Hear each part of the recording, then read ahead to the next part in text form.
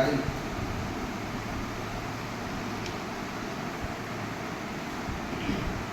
ରାବଣସ୍ୟ ମଣ୍ଡୋଦରୀ ଦେଖିଆ କହିଲୁ ସୁନାର ଲଙ୍କା କାହାର ଥିଲା? ମା ଗାଈ ପଛେ ପୁରେଇଛି ନା କରନା କଣ ଶିବଙ୍କର କାଇଁ ମା ଶିବଙ୍କର ତ ମା ମାନେ କାର ଶିବଙ୍କର ଥିଲା ବଡି ଯୋଉ କହିଥିଲେ କଣ ବିଶ୍ୱକର୍ମାକୁ ପାର୍ବତୀ ରହିବ ପାର୍ବତୀ ରହିବ କଣ କଥାରେ ନାହିଁ ଶିବ ନିଜ ବସ୍ତ୍ର ପରକୁ ଦେଇ ଶିବ ଚାଲିଗଲେ ନଅଳା ହେଇ ସିଏ ସେଇଟା ଶିବ ମାନେ ପାର୍ବତୀ ରହିବେ ବୋଲି ସେ ହେଲା ସୁନାର ଲଙ୍କା ଥିଲା କୁବେରର। କୁବେର କିଏ ଜାଣିଛୁ? ମାନେ ମାଲିକ ସୁନାର ମାଲିକ କୁବେର ବା କୁବେର ମୁଁ କହିନା ମାଧବ ମୁବାଲି ଜାଣିପାରିଲି କୁବେର। ମୁଁ ତ ଜାଣିଛି କୁବେରକୁ ଯେତେବେଳେ ରାବଣ ମାରିଲେ କୁବେରକୁ ସବୁବେଳେ ଆସି ପିଟିବେ ତାଙ୍କ ସ୍ତ୍ରୀକି ବସ୍ତ୍ର ହରଣ କଲେ। ମୁଁ ତ ଜାଣିଛି କଣ ଶୁଣିଥିଲି ହେଲା କଣ ଯାଇକି ଯୋଉ ରାବଣ ହେଲା ଯାଇକି ତପସ୍ୟା କରିକି ଶିବଙ୍କୁ କହିଲେ ମୋର ସୁନାର ହନୁମାନ ଜୋର ଜବରଦସ୍ତି ଛଡେଇକି ନେଇଥିଲେ ମାରିକିରି। ହନୁମାନ ବାପା ପବନ ସୂତ୍ର କାଇଁ ହେଇଥିଲେ ତୁ ଏଇଟା ତୁ ମୋବାଇଲ ବେଟା ମାର କୁବେରର ଲଙ୍କା କେମିତି ହେଇଥିଲା? କୁବେରର ଲଙ୍କା କଣ ତୁମେ କହୁନ କଥାବାର୍ତ୍ତା ହୁଅ ଓଟା କ'ଣ ଆଲୋଚନା କରିକି ଆଲୋଚନା ବା ଏଇଆ ଫଳା ଫଳ ଓଟା କ'ଣ ବାହାର କର। ନମ୍ବର ରହିଲା ବା 1 2 3 ଲାଇନ୍ ଲଗା ହେଲା ମାର ସିଟି ସଠିକ ଉତ୍ତର ଆସିବ। ହଉ ସେ କଥା ଛାଡ଼। ମାନେ ଯୋଉ ଅଙ୍ଗତ କିଏ ଚିହ୍ନିଛୁ ଜାଣିଛୁ? ଅଙ୍ଗତ ଜାଣିଛୁ କି ଖେଳ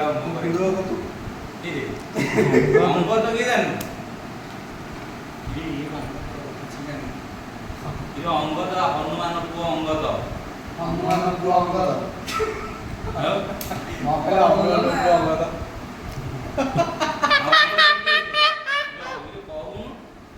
କହିବନି ତ ଅଙ୍ଗଦ କିଏ ବେଟା?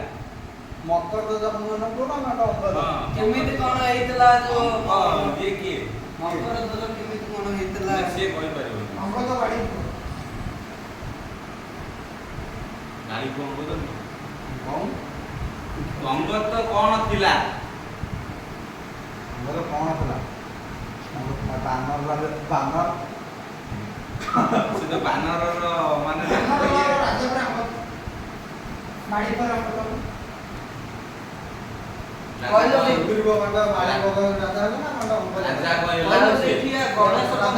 କହିଲ ଦେଖିଆ ଯେତେବେଳେ କାଟି ଦେଇଥିଲା ଶିବ ଗଣେଶ ମୁଣ୍ଡ ସେ ଗଣେଶ ମୁଣ୍ଡ କୋଉଠି ମାନେ ସ୍ଥାପିତ ଅଛି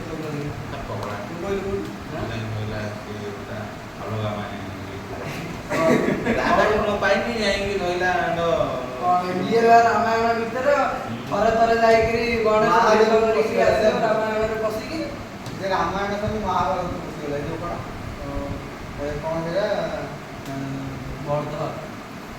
ରାମାୟଣ ସରିକି ପଶିଗଲା କଣ ରାମାୟଣ ତାକୁ ସବୁ ନେଇକି ସବୁ ସବୁ ଦେବତାକୁ ନେଇକି ହେଇଥିଲା।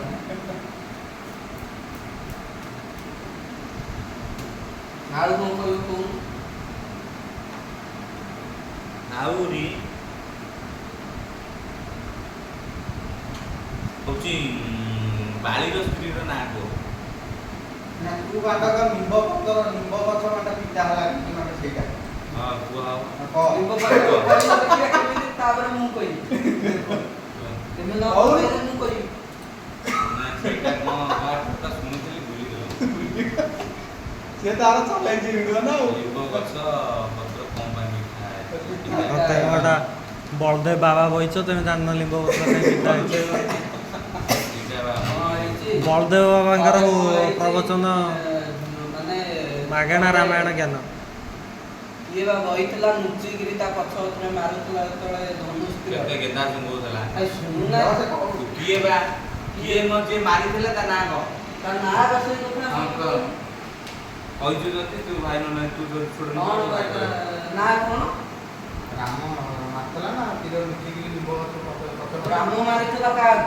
ବାଳି ହଁ ବାଳି ଗାଡ଼ି ଯଦି ସୃଷ୍ଟି ହଉଥିଲା ବାଳି ସୃଷ୍ଟି ମାନ ନଥିଲା ହଁ ମାନ ବାଳ ସିଏ ଦେଇଥିଲା ହଁ। ଅଭିଶାପ ପାଳି ଦେଇଥିଲା ଅଭିଶାପ ଦେଇଥିଲା। ମାନେ ତୋ ଇଏ କୋଉ କାମରେ ଲାଗିବନି କିଏ ଅଭିଶାପ କଲା ତୋ ସବୁ ଶରୀର ପିତା ହେଇଯିବ ପିତା ହେଇଯିବ ଯେତେବେଳେ କହିଲା ତାପରେ ଆସିକିରି କହିଲା ତାପରେ ରାମ ଆଶୀର୍ବାଦ କଲା ମୁଁ ଯେତେବେଳେ ଆର ଜନ୍ମରେ କଳକି ଜନ୍ମରେ କଳକି ନା କଣ ବା ଏଇ ଯୋଉ ଏଇଟା କି ଇଏ କଳି ଯୁଗରେ ଯେତେବେଳେ ସତ୍ୟ ଯୁଗରେ କହିଥିଲା କଳି ଯୁଗରେ ଜନ୍ମ ହେଲା ଯୋଉ ହଉଛି କାଟେ କହିଲା ମୁଁ ତୋରି ଦେହରେ ଇଏ ହେଇକିରି ମାନେ ସେତେବେଳେ କହିଥିଲା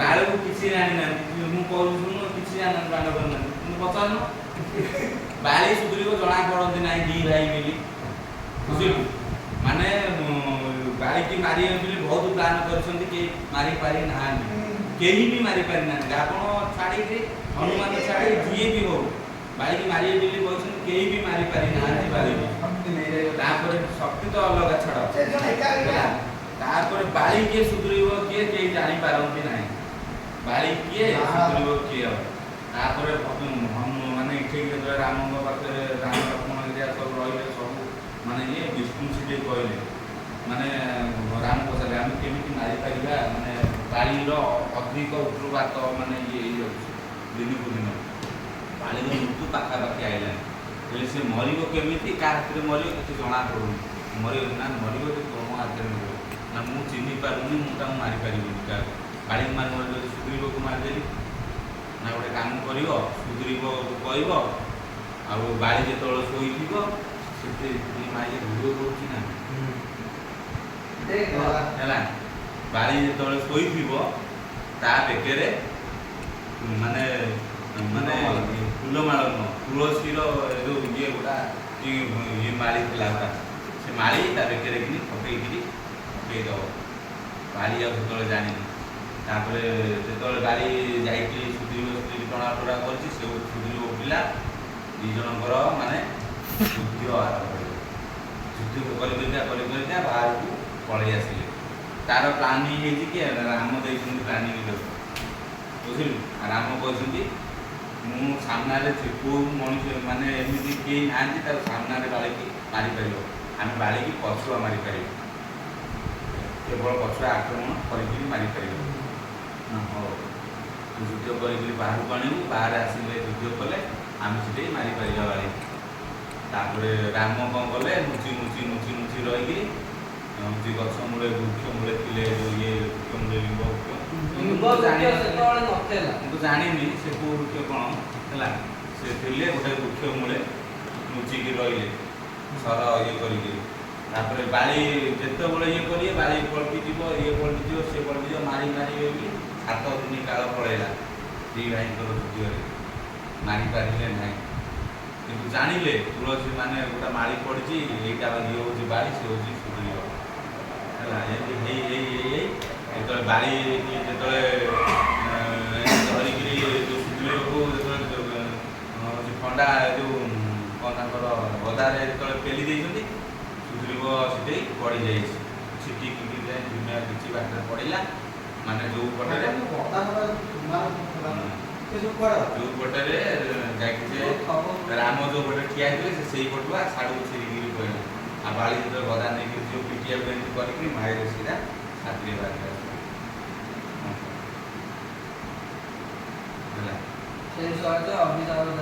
ତାପରେ କହିଲେ ମୁଁ ତ ଚିହ୍ନି ପାରିନି ଆମେ ଦୁଇ ଭାଇ ମାର ମାଇଲା ମତେ କିଏ ମୁଁ ଖାଲି ତାକୁ ଦେଖିବି ରାମ ମାରିଥିଲା ରାମ ଜାଣିନି ଅବତାର ଯେତେବେଳେ ଦେଖେଇଲେ ବିଷ୍ଣୁ ଅବତାର ସେତେବେଳେ ବାଳି ପ୍ରମାଣ ନେଲା ସବୁ କିଛି କହିଲା ହେଲା ସେତେବେଳକୁ ସେ ଦେଇ ସାରେ ଅଭିଶାପ ତାପରେ ଯେତେବେଳେ ରାମ ଅବତାର ଆସିଲେ ଯେଉଁ ଇଏ ଲକ୍ଷ୍ମଣଙ୍କ ରାମ ଯେତେବେଳେ ବିଷ୍ଣୁ ଅବତାର ଆସିଲେ ତାଙ୍କ ଯେତେବେଳେ ବିଷ୍ଣୁ ଅବତାର ଆସିଲେ ସେତେବେଳେ ଜାଣିପାରିଲେ ବିଷ୍ଣୁ ମୋତେ ମାରିଛି ବିଷ୍ଣୁ ହାତରେ ମରିଛି ପରିବାର କାରଣ କହିଲା ସବୁ ବିଷ୍ଣୁ କହିଲେ ଏତେ ଇଏ ସବୁ କଲୁ ସେଥିପାଇଁ ତୋର ବାଳି ମୁଁ ମରିଛି ତମ ହାତରେ ମୁଁ ବହୁତ ଖୁସି ମୋର ବଞ୍ଚିବାର ଥିଲା ବହୁତ ମୁଁ ମରିଗଲି ତମ ହାତରେ ନୁହେଁ। ତାପରେ ମୁଖ୍ୟ ଯେତେବେଳେ କହିଲା କାନ୍ଦିଲା ତେମେ ମୋ କଥା ଆଡ଼େ ମୁଖିକି ମାଇଲା ତାପରେ ମୋତେ ବାଡ଼ି ଅଭିଶାପ ଦେଲା। ମୁଁ କ'ଣ କରିବି? ତାପରେ ସେତିକିବେଳେ କହିଲା କି ରାମ କହିଲା ତୁ ହେଲା ଯେତେବେଳେ ମୁଁ ଜନ୍ମ ନେବି ଯେଉଁ ଇଏ କଳିଯୁଗରେ ଜନ୍ମ ନେବି କଳିଯୁଗରେ ଯେତେବେଳେ ଜନ୍ମ ନେବି ମୁଁ ତୋରି ଇଏରେ ଜନ୍ମ ନେବି ସମସ୍ତେ ଦେବତା କେତେ ପୂଜା କରିବେ।